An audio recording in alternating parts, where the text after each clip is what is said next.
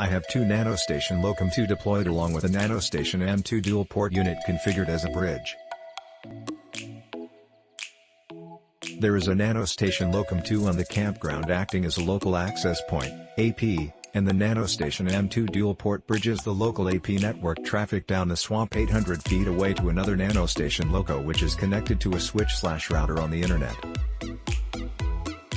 The entire mashup works great and lets me make Wi-Fi calls on my hybrid phone from the boondocks where cell coverage is 1 bar or less, plus write this review from my campsite. They all run on Power over Ethernet units by Ubiquiti. I use the more robust Pro for the 2-unit deployment on the Swamp Tower. Once the internet side of the link fell over and got several hours of torrential rain in the NanoStation locoM2. The link went down, and I shook lots of water out of the unit. I thought it was fried, but in 2 days it dried out and recovered back into operation. Love Ubiquiti products. They just work and keep working. I set up a pair of these at my church's offices. They had a second building with no conduit or a way to get internet access to the building, so I put a couple of these on the roof and it has been running great for a few months. We had some very heavy rain also and that didn't seem to do anything to the signal. At first I installed a pair of these to share internet with my parents about 1,000 feet away, clear loss. I mounted the first in my attic and theirs on a pole outside.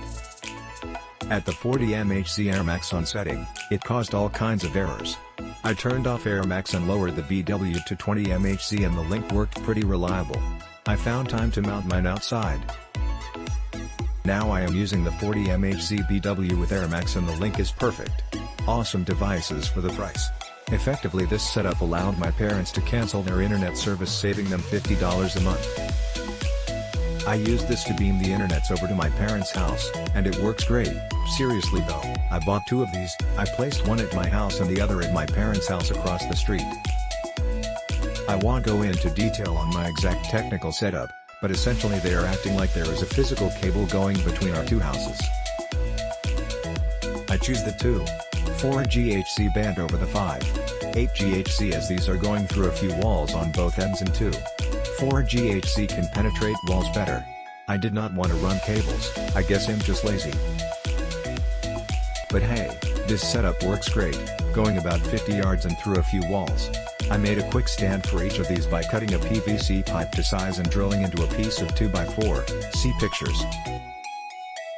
Not the prettiest thing, but I suppose I could fancy it up a bit down the road. Wife has not complained yet, so I probably won't though. The lights on the back are pretty bright, so if you install one of these in your bedroom like I did, you will want to cover them up.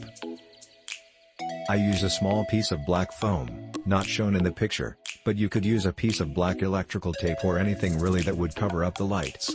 These things seem very stable. I've had multiple power outages and resetting of the router on the back end, and they just keep on doing what they do best, keeping the wireless bridge between 2 houses up and operational.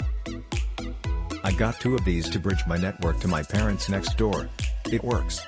Total distance between the units is about 40 yards, and there are 4 interior walls and 2 brick walls between.